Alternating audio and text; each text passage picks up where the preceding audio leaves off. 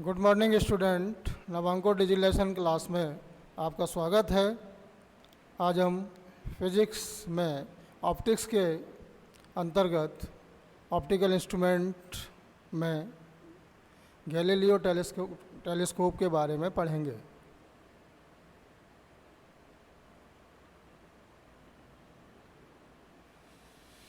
तो Galileo telescope, जिसका रे डायग्राम आप स्क्रीन पर देख रहे होंगे, यह भी वास्तव में एक टेरेस्ट्रियल टेलीस्कोप होती है या पार्थिव दूरदर्शी होती है, जिसमें नेत्रिका के लिए अवतल लेंस का उपयोग किया जाता है। इसका उपयोग क्रिकेट मैच देखने, घोड़ दौड़ देखने या घोड़ों की रेस को देखने आदि के लिए किया जाता है। तो सबसे पहले हम चलते हैं इसके कंस्ट्रक्शन और रे डायग्राम की तरफ। तो जैसा कि आप चित्र में देखते हैं, तो इसमें LO अभिदृश्यक लेंस या ऑब्जेक्टिव लेंस है, LE नेत्र लेंस या आई लेंस है। इसमें जो A', B' है वो लेंस LO यानी कि ऑब्जेक्टिव लेंस के द्वारा बनाई गई इमेज है या प्रतिबिंब है। यह प्रतिबिंब नेत्रिका के लिए यानी कि आई लेंस L के लिए ऑब्जेक्ट का कार्य करता है, जिसका प्रतिबिंब LE के द्वारा PQ बनता है। अर्थात वस्तु का अंतिम प्रतिबिंब PQ होता है, जो कि सीधा आभासी होता है। चित्र में किरण आरेख, दूरियां, दिशाएं तथा कोण आदि प्रदर्शित हैं। यह रे डायग्राम वास्तव में उस स्थिति के लिए बनाया गया है जबकि अंतिम प्रतिबिंब स्पष्ट दृष्टि की न्यूनतम दूरी यानी कि D पर बनता है। अब हम इस टेलीस्कोप के लिए आवर्धन क्षमता का व्यंजक प्राप्त करते हैं। तो इसके लिए आगे चलते हैं। हम जानते हैं कि दूरदर्शी की आवर्धन क्षमता का जो फॉर्मूला होता है वो होता है दूरदर्शी की आवर्धन क्षमता इक्वल टू अंतिम प्रतिबिंब द्वारा निर्मित दर्शन कोण अपॉन वस्तु द्वारा निर्मित दर्शन कोण। इसे सिंबल में अगर लिखते हैं तो इसे लिखा जाता है small m equal to beta upon alpha. Alpha beta alpha होने पर हम जानते हैं alpha equal to tan alpha, beta equal to tan beta. तो उपरोक्त राशियों को अगर हम पीछे के फार्मूले में रखते हैं तो हमें फार्मूला मिलता है small m equal to tan beta upon tan alpha. इसे हम इक्वेशन नंबर 1 देते हैं। अब हम tan बीटा और tan अल्फ़ा की वैल्यू फाइंड करने का प्रयास करते हैं। तो इसके लिए हम चलते हैं tan बीटा के लिए। सबसे पहले ट्रायंगल A', B' E में, तो इसमें tan बीटा इक्वल टू होगा A', B' अपॉन EB'। तथा tan अल्फ़ा के लिए हम लेते हैं ट्रायंगल A', B' O। तो इस ट्रायंगल के अकॉर्डिंग tan अल्फ़ा की वैल्यू होगी tan alpha equal to A', B' upon OB'। इन दोनों वैल्यू को हम इक्वेशन 1 में रखते हैं तो हमें मिलता है m equal to OB' upon EB'। चिन्ह परिपाटी से हम इन डिस्टेंसेस की वैल्यू रखते हैं, मान रखते हैं, तो हमें प्राप्त होता है small m equal to FO upon UE। इसे हम इक्वेशन नंबर 2 देते हैं। अब हम दो स्थितियों के लिए आवर्धन क्षमता का सूत्र प्राप्त करते हैं। तो स्थिति 1 है जबकि अंतिम प्रतिबिंब D पर बनता है, यानी कि जो लास्ट इमेज है वो स्पष्ट दृष्टि की न्यूनतम दूरी पर बनती है। इस स्थिति में VE इक्वल टू होगा -D, UE इक्वल टू होगा +UE और FE इक्वल टू होगा -FE, क्योंकि यहाँ पर आई लेंस के लिए हमने अवतल लेंस का उपयोग किया है। लेंस सूत्र 1/Fe equal to 1/VE minus 1/UE में उपरोक्त वैल्यू अगर रखते हैं तो हमें मिलता है -1/Fe equal to -1/D minus 1/UE, और इसको सिंपल करते हैं तो हमें मिलता है 1/UE equal to 1/Fe minus 1/D। हम इस मान को इक्वेशन नंबर 2 में रखते हैं तो हमें प्राप्त होता है small m equal to FO bracket में 1/Fe माइनस 1/D, या small m equal to FO/Fe bracket में 1 माइनस Fe/D। इस स्थिति में जो गैलीलियन टेलीस्कोप है उसकी जो ट्यूब की जो लेंथ होगी, नली की जो लंबाई होगी, वो होगी capital L equal to FO minus UE। अब हम बात करते हैं सेकंड पोजीशन की। इस पोजीशन में जो अंतिम प्रतिबिंब है वो अनंत पर बनता है। तो अंतिम प्रतिबिंब अनंत पर कब बनता है? जब ऑब्जेक्ट को फोकस पर रखा जाता है, अर्थात इस स्थिति में UE इक्वल टू होगा Fe तथा VE इक्वल टू होगा इनफाइनाइट। इन वैल्यू को हम समीकरण 2 में रखते हैं तो हमें मिलता है small m equal to FO/FE, तथा इस स्थिति में जो नली की लंबाई है वो होगी capital L equal to FO minus FE।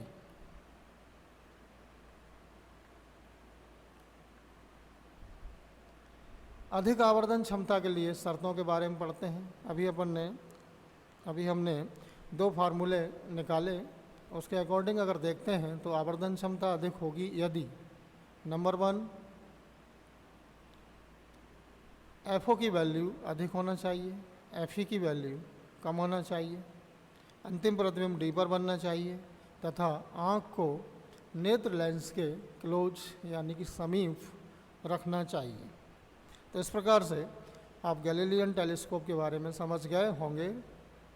आगे एक और टेलीस्कोप है परावर्ती दूरदर्शी। एक्चुअली टेलीस्कोप 2 टाइप के होते हैं, रिफ्लेक्टिंग टेलीस्कोप और रिफ्रैक्टिंग टेलीस्कोप। जो परावर्ती दूरदर्शी है वो प्रकाश के परावर्तन के सिद्धांत पर कार्य करती है। तो इसके संरचना के बारे में हम सबसे पहले समझते हैं। आप डायग्राम में देख सकते हैं, परावर्ती दूरदर्शी में अभिदृश्य के स्थान पर हम अवतल दर्पण यानी कि कॉनकेव मिरर का यूज करते हैं। इस दूरदर्शी से बना प्रतिबिंब वर्ण विपतन के दोष से मुक्त होता है, अर्थात इसमें वर्ण विपतन का दोष नहीं पाया जाता है। डायग्राम में आप देखेंगे इसमें M1 अवतल दर्पण है, M2 इसमें समतल दर्पण है, कैपिटल L उत्तल लेंस है। दूर स्थित वस्तु से आने वाली समानांतर किरणें अवतल दर्पण M1 पर आपतित होती हैं, जो परावर्तन के पश्चात समतल दर्पण M2 पर आपतित होती हैं, जिससे वस्तु का प्रतिबिंब AB बनता है। प्रतिबिंब AB नेत्र लेंस के लिए वस्तु का कार्य करता है, जिसका अंतिम प्रतिबिंब PQ पर बनता है।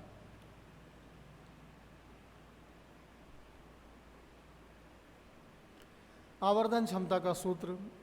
इसमें आवर्धन क्षमता का जो सूत्र है, यदि प्रयुक्त अवतल दर्पण की फोकस दूरी कितनी हो FO तथा नेत्रिका की फोकस दूरी FE हो, तो दूरदर्शी की आवर्धन क्षमता होती है small m equal to FO/FE।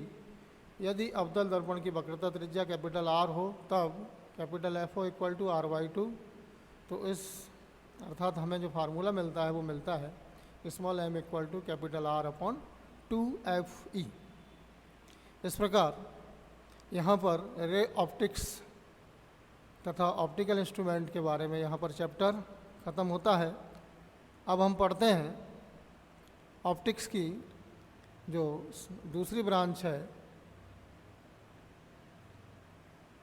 Wave optics, यानी कि इसे हिंदी में बोलते हैं तरंग प्रकाशिकी। तो वेव ऑप्टिक्स की जो प्रारंभिक जानकारी है उसके अनुसार हम पढ़ते हैं।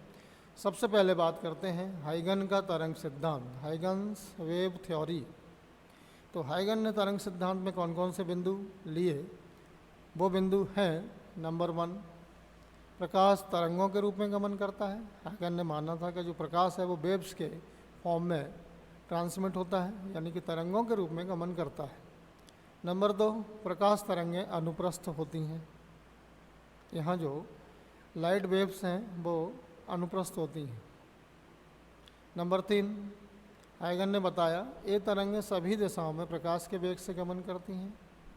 जो तरंगें हैं वो सभी दिशाओं में लाइट के वेलोसिटी से ही ट्रांसमिट होती हैं।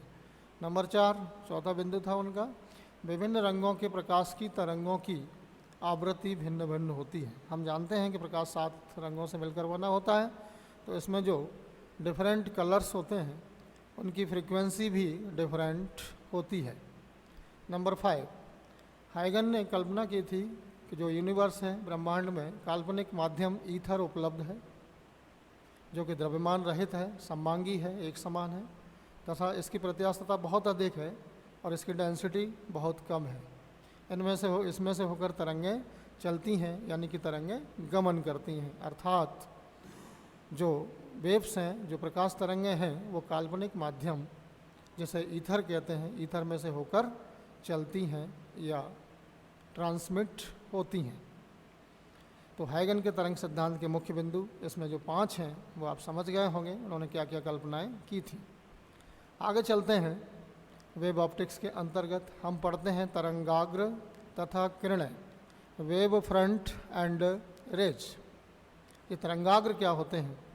हमने देखा है कि जो लाइट के अलग अलग टाइप के जो सोर्स होते हैं वो स्फेरिकल भी हो सकते हैं, गोली भी हो सकते हैं, समतल भी हो सकते हैं, बेलनाकार भी हो सकते हैं, सिलेंड्रिकल भी हो सकते हैं। तो उनसे जो लाइट वेव्स निकलती है उसके द्वारा जो लाइट की जो शेप बनती हैं वो अलग अलग टाइप की बनती हैं, कहीं बेलनाकार बनती हैं, कहीं गोलीय बनती हैं, कहीं समतल बनती हैं। तो इस प्रकार से यहाँ पर इन लाइट के जो शेप्स हैं डिफरेंट टाइप्स के, इनको तरंगाग्र कहते हैं, यानी कि वेव फ्रंट कहते हैं। इसकी जो डेफिनेशन है वो है किसी स्रोत से निकली तरंगों से प्रभावित माध्यम में किसी क्षण खींचा गया ऐसा पृष्ठ जिस पर स्थित सभी कणों के कंपन समान कला में होते हैं, तरंगाग्र कहलाता है। अर्थात तरंगाग्र में जो पार्टिकल्स हैं उसके जो वाइब्रेशंस हैं वो बिल्कुल सेम फेज में होना चाहिए, समान कला में होना चाहिए, तभी तरंगाग्र बनता है। तरंगाग्र के लंबवत जो लाइन खींची जाती हैं, जो रेखाएं खींची जाती हैं, उन्हें हम किरण कहते हैं, अर्थात उन्हें रेज कहते हैं। अब तरंगाग्र मुख्यतः 3 प्रकार के होते हैं। कितने प्रकार के होते हैं? 3 प्रकार के। नंबर 1 है समतल तरंगाग्र, यानी प्लेन वेव फ्रंट। यदि स्रोत इनफाइनाइट पर हो, अनंत पर हो, तो माध्यम में चलने वाली सभी तरंगों के चलने की दिशा समान होती है। यदि किसी भी क्षण इस दिशा के लंबवत एक समतल पृष्ठ खींचें तो इस पृष्ठ पर स्थित माध्यम के सभी कण समान कला में होते हैं। अतः तरंगाग्र समतल होता है, प्लेन होता है। तो समतल तरंगाग्र अनंत पर जब स्रोत होता है तब बनता है। इस तरंगाग्र का आयाम एवं तीव्रता सदैव नियत रहती है। प्लेन वेव फ्रंट में जो एम्पलीट्यूड है और इंटेंसिटी है लाइट की वो सदैव एक जैसी रहती है। यहाँ पर समतल तरंगाग्र को आप डायग्राम के थ्रू देख सकते हैं। सेकंड होता है गोलीय तरंगाग्र, यानी कि स्फेरिकल वेव फ्रंट। यदि परिमित दूरी पर एक बिंदु स्रोत हो, कैसा स्रोत होना चाहिए? पॉइंट सोर्स होना चाहिए और डेफिनिट डिस्टेंस पर होना चाहिए। तब यदि बिंदु स्रोत को केंद्र मानकर यदि गोलीय पृष्ठ खींचा जाए तो इस पृष्ठ पर स्थित माध्यम के सभी कण समान कला में कंपन करेंगे, अतः तरंगाग्र गोलीय होता है। तथा किरणें त्रिज्यीय होती हैं, यानी कि रेडियल होती हैं। इसकी तीव्रता दूरी के वर्ग के व्युत्क्रमानुपाती होती है। तो गोलीय तरंगाग्र के लिए जो शर्त है वो है बिंदु स्रोत होना चाहिए और परिमित दूरी पर होना चाहिए। जैसे कि एक सिंपल बल्ब के द्वारा जो तरंगाग्र बनता है उसके आसपास वो गोलीय तरंगाग्र होता है। नंबर 3 बेलनाकार तरंगाग्र, सिलेंड्रिकल वेव फ्रंट।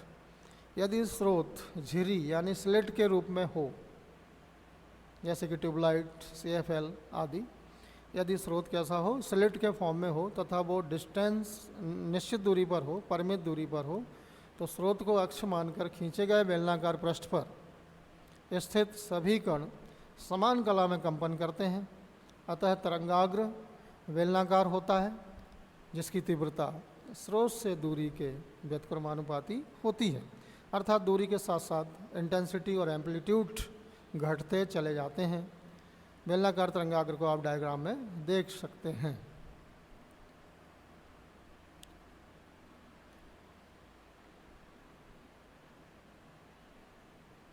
इसके बाद पढ़ते हैं हम हाइगन का द्वितीयक तरंगिका का सिद्धांत, Huygens principle of secondary wavelets.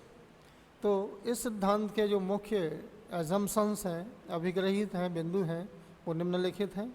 Number 1, जब किसी माध्यम में कोई विक्षोभ यानी डिस्टरबेंस प्रोड्यूस होता है, उत्पन्न होता है, तो माध्यम के कण कंपन करने लगते हैं।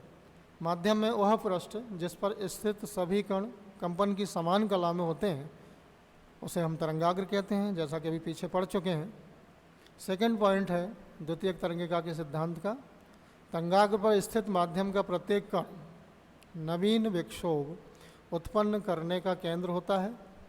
इस नवीन विक्षोभ को द्वितीयक तरंगिका कहते हैं। अर्थात तरंगाग्र पर कोई भी पॉइंट है, वहाँ से नई तरंगें निकलती हैं और वो नवीन विक्षोभ के केंद्र बनते हैं। इन नवीन विक्षोभ को हम सेकेंडरी वेवलेट्स या द्वितीयक तरंगिका कहते हैं। नंबर 3, किसी भी क्षण द्वितीयक तरंगिकाओं पर खींचा गया वैनिष्ट स्पर्शीय तल उस क्षण नवीन तरंगाग्र की स्थिति प्रदर्शित करता है। अर्थात द्वितीयक तरंगिकाओं जो निकलती हैं उन पर अगर वैनिष्ट स्पर्शी तल हम खींचते हैं तो वो एक विशेष समय पर या किसी विशेष क्षण पर नवीन तरंगाग्र की स्थिति को प्रदर्शित करती है। जैसे कि द्वितीयक तरंगिका के सिद्धांत को चित्र के माध्यम से हम समझ सकते हैं। इसमें S एक बिंदु स्रोत है जिससे गोलीय तरंगाग्र बन रहा है। यहाँ पर AB एक तरंगाग्र है जिस पर पॉइंट ABC द्वितीयक तरंगिकाओं के स्रोत हैं, जहाँ से द्वितीयक तरंगिकाएँ निकलती हैं और उन पर जो वैनिष्ट स्पर्शी तल A', B' खींचा जाता है वो किसी क्षण स्मॉल t पर एक नवीन तरंगाग्र की स्थिति को प्रदर्शित करता है। इस प्रकार यह हाइगन के द्वितीयक तरंगिका के सिद्धांत को बताता है। अब हम बात करते हैं हाइगन के द्वितीयक तरंगिकाओं के सिद्धांत के आधार पर समतल पृष्ठ से परावर्तन की व्याख्या। इसको समझने के पूर्व पहले डायग्राम को देखते हैं। इसमें MM' एक परावर्तक पृष्ठ है, AB आपतित तरंगाग्र है तथा A', B' परावर्तित तरंगाग्र है। चित्र में जो डिफरेंट एंगल्स हैं और रे डायग्राम को हमने यहाँ पे प्रदर्शित किया है। तो परावर्तन के नियम को अगर हम इस डायग्राम के थ्रू प्राप्त करते हैं।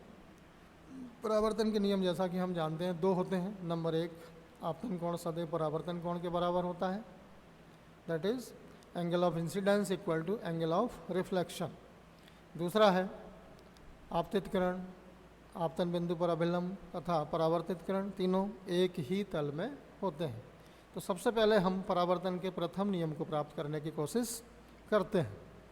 चित्र से ध्यान देखते हैं, यहाँ पर जो आपतन कोण I है वो है कोण IAN।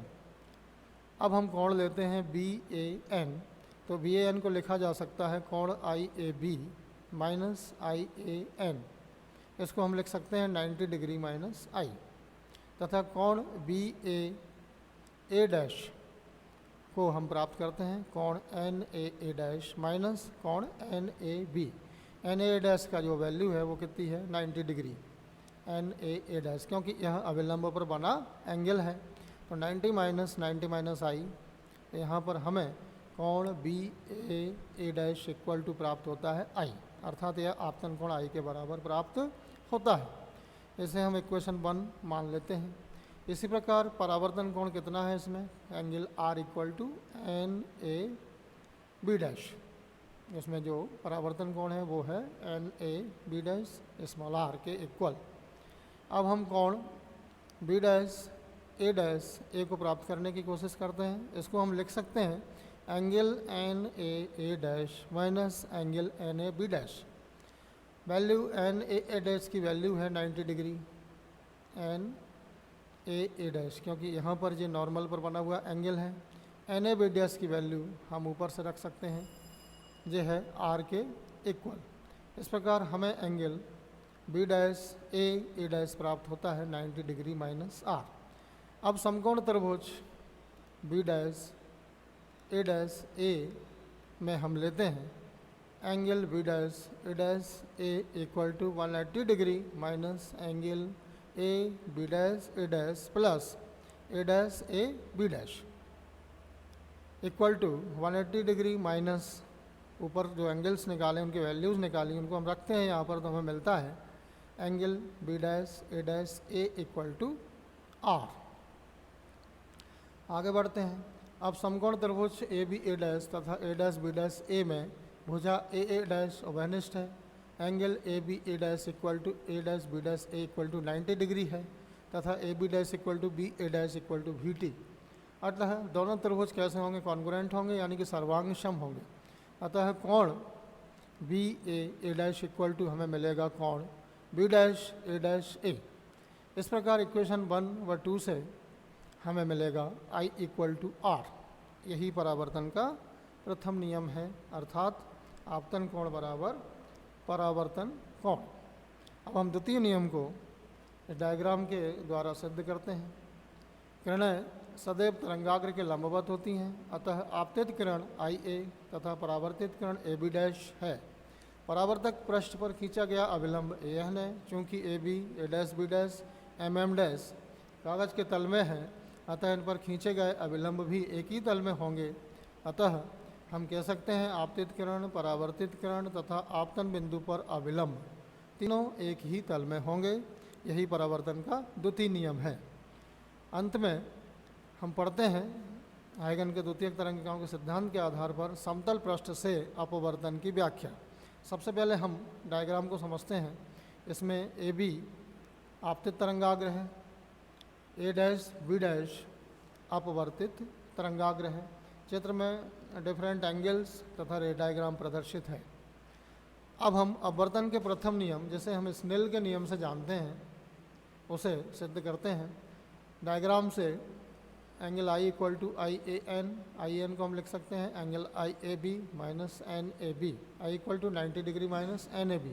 लेकिन angle VAA dash equal to NAA dash minus NAB, angle VAA dash equal to 90 degree minus NAB।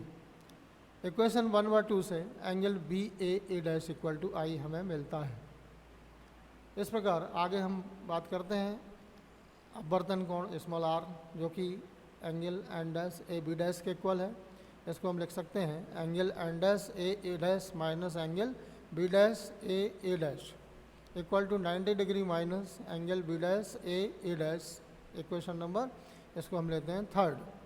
लेकिन angle A dash B dash equal to 180 degree minus B dash A dash plus A B dash A dash 180 degree minus B dash A dash minus 90 degree. इसको solve करते हैं तो हमें मिलेगा 90 degree minus B dash A dash. इस प्रकार equation 3 व 4 से हमें मिलता है angle A dash B dash equal to R. अब हम जानते हैं यदि माध्यम का अपवर्तनांक म्यू हो तो स्नेल के नियम से sine I upon sine R. तो साइन I का मीनिंग है sine angle B A dash, sine R को हम लिख सकते हैं sine angle A dash B dash. इसको हम लिख सकते हैं B A dash upon A dash, A B dash upon A dash. इस प्रकार sine I upon sine R equal to हमें मिलता है B A dash upon A B dash. B A dash की वैल्यू है V1t या V1 पहले माध्यम में लाइट की वेलोसिटी है, वेग है। ए बी डैश की वैल्यू है V2t, यहाँ पर V2 दूसरे माध्यम में लाइट की वेलोसिटी है। इस प्रकार से हमें जो संबंध मिलता है वो मिलता है sine I upon sine R equal to V1 upon V2, जो कि एक कांस्टेंट के इक्वल होता है, जैसे हम लिखते हैं μ12, जैसे पढ़ा जाता है पहले माध्यम के सापेक्ष दूसरे माध्यम का अपवर्तनांक। यही अपवर्तन का प्रथम नियम है, जिसे हम स्नेल के नियम से भी जानते हैं। दूसरा नियम चित्र में आइए आपतित किरण है, ए बी डैश अपवर्तित किरण है। पृष्ठ जेड डैश पर अभिलंब एन डैश है। क्योंकि A B dash A dash B dash तथा जेड डैश कागज़ के तल में है, अतः इन पर खींचे गए अभिलंब भी एक ही तल में होंगे। अतः आपतित किरण, अपवर्तित किरण तथा आपतन बिंदु पर अभिलंब तीनों एक ही तल में हैं। यही अपवर्तन का द्वितीय नियम है। इस प्रकार वेब ऑप्टिक्स में आज अपन इतना ही पढ़ते हैं, शेष अगले वीडियो में पढ़ेंगे। Thank you.